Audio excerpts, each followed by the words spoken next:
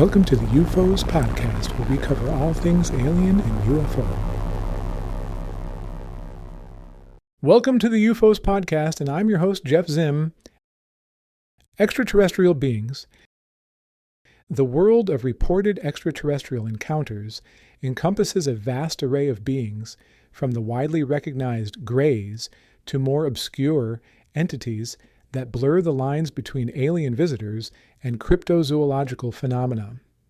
These reported encounters have profoundly shaped both scientific investigation and popular culture over many decades. The gray aliens have dominated contact narratives since the 1960s, particularly following the Roswell incident. These beings are consistently described as standing approximately 3.3 feet tall with distinctive gray skin, though some reports mention green tints, oversized heads, and large black almond-shaped eyes. Their other reported features include complete hairlessness, nostril slits without a protruding nose, minimal mouth openings, no visible ears, and hands with 3 to 4 fingers, including thumbs. The consistency of gray descriptions across thousands of reported encounters has made them the predominant alien archetype in modern UFO culture. Nordic aliens, also known as space brothers, represent another significant category in alien encounter literature.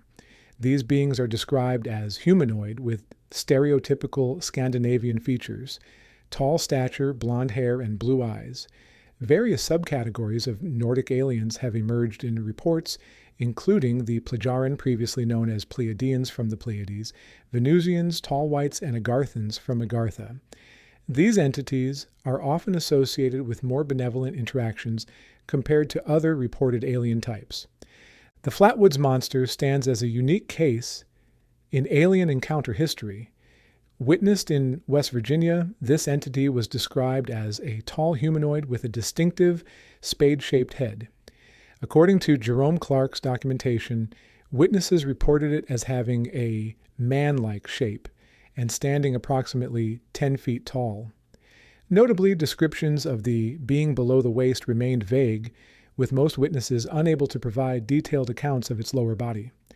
Reptilian beings constitute another major category in alien encounter reports, with a rich historical lineage dating back to ancient Egyptian mythology and the crocodile-headed god Sobek.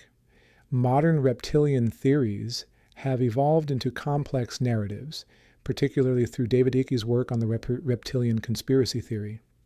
These beings are typically described as tall, scaly humanoids, and various subcategories have emerged, including draconians and the purported Orion reptilian humanoid matriarchy. The little green men stereotype presents an interesting contradiction in alien encounter lore. Despite being deeply embedded in popular culture, virtually no credible abduction accounts describe beings matching this description. Even in cases where greenish beings were reported, such as the Hopkinsville Goblin incident, witnesses typically described creatures with a greenish-silver coloration rather than the bright green of popular imagination. The field extends beyond purely extraterrestrial beings into cryptozoological phenomena. Creatures like the Mothman, Jersey Devil, Loch Ness Monster, African Nomo, Mokalimbembe, various yokai, Quinimetsin, Riphaiti, and the Loveland Frogman are sometimes theorized to have extraterrestrial origins. This overlap has generated various explanatory frameworks, including the extraterrestrial hypothesis, interdimensional hypothesis, and cryptoterrestrial hypothesis. Some reported phenomena challenge traditional classification systems. Rods, or skyfish, for example, appear as elongated shapes in photographs and videos. While some interpret these as evidence of alien life, scientific analysis generally explains them as motion blur from conventional flying insects captured on camera. The complexity of alien encounter research is compounded by numerous confounding factors. Many reported sightings have been revealed as hoaxes, often motivated by desires to boost local tourism, increase newspaper sales, or promote fringe science publications. Other cases may be explained by sleep paralysis, mass hysteria, or psychological phenomena, as suggested by researchers like Susan Blackmore. Professional investigation continues through organizations like MUFON in the United States and Cosmopoisk in Russia. These groups attempt to apply scientific methodology to alien encounter reports, though maintaining objectivity proves challenging given the nature of the evidence typically available. The influence of these alleged encounters extends deeply into popular culture, inspiring numerous science fiction franchises, including Star Trek, Star Wars, Battlestar Galactica, and The Twilight Zone. These creative works have further cemented certain alien archetypes in public consciousness, while also introducing new variations on extraterrestrial life. Some researchers link these encounters to broader conspiracy theories, including ancient astronaut theories and various New World Order narratives. These connections often incorporate elements of occult or esoteric beliefs, supernatural phenomena, and paranormal activities. The field has also generated significant debate between those who support various explanatory hypotheses and skeptics who favor psychological or sociological explanations for these reports. This complex landscape of reported encounters, cultural influences, and scientific investigation continues to evolve. While many cases have been debunked or explained through conventional means, others remain mysterious, fueling ongoing debate about the nature of these experiences and their implications for our understanding of life beyond Earth. Bob Lazar. Robert Scott Lazar burst onto the public stage in 1989 with extraordinary claims about reverse engineering alien spacecraft at a secret facility near Area 51. His assertions brought unprecedented attention to the mysterious military installation, but extensive investigation has revealed numerous inconsistencies and fabrications in his background. The story of Lazar illustrates how unverified claims about classified government projects can capture public imagination even when evidence points to fabrication. Lazar's educational claims form a central part of the controversy. He asserts he earned master's degrees from both MIT and Caltech, but neither institution has any record of his attendance. His documented education is far more modest. He graduated in the bottom third of his high school class, taking only one chemistry course, and later attended Pierce Junior College. Scientists who investigated his claims, including Stanton T. Friedman, point out that his poor academic performance would have prevented admission to these prestigious universities. Notably, Lazar cannot provide names of any professors or fellow students from his alleged time at these institutions. His employment history shows similar discrepancies.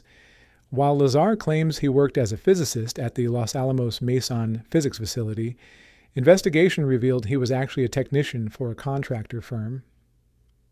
A 1982 local news article by Terry England described Lazar as a physicist, but England later admitted he never verified these credentials.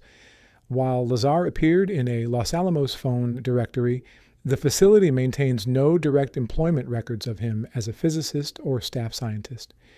The core of Lazar's notoriety stems from his alleged work at S4, a supposed subsidiary facility near Area 51.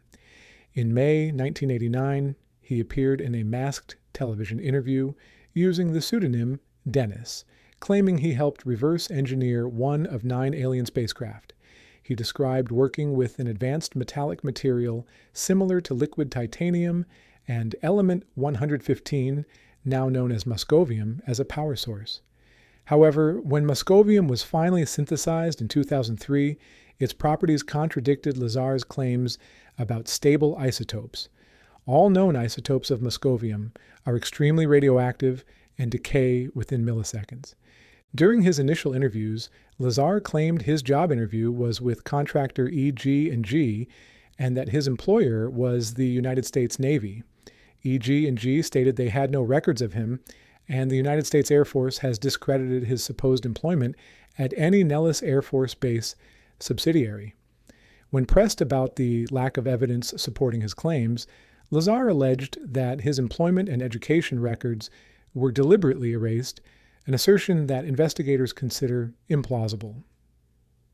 Lazar's credibility has been further damaged by his criminal history. In 1990, he was convicted of felony pandering related to a prostitution ring in Nevada. He received 150 hours of community service, was ordered to stay away from brothels, and had to undergo psychotherapy.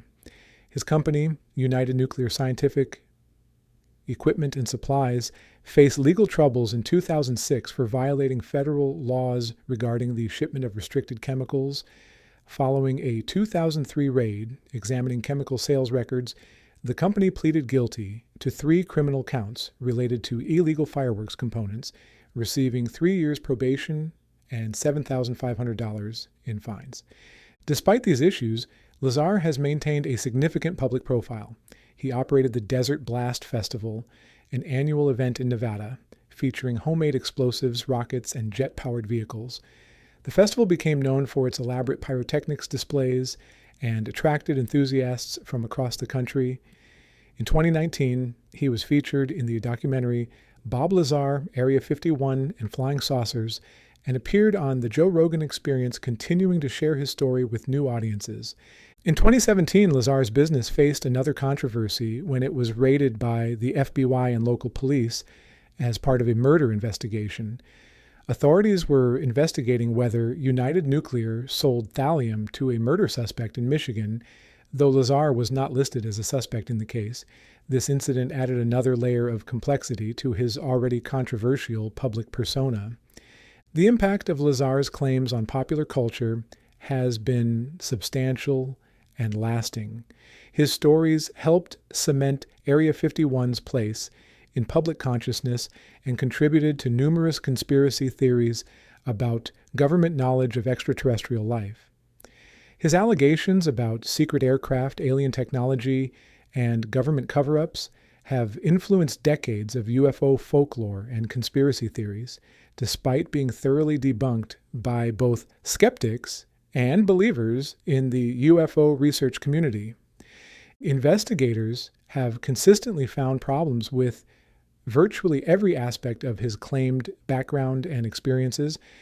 Scientists have pointed out technical inconsistencies in his descriptions of alien technology, and researchers have documented numerous instances where his statements about his education and employment have proven false. Yet his story continues to resonate with those interested in government secrecy and the possibility of extraterrestrial contact, demonstrating the powerful appeal of conspiracy narratives, even in the face of contrary evidence. Thank you so much for listening to the UFOs podcast. Please remember that we want your UFO and alien stories, so send them to us at ufos.com or stories@ufos.com directly to have us read them on the show. Until next time.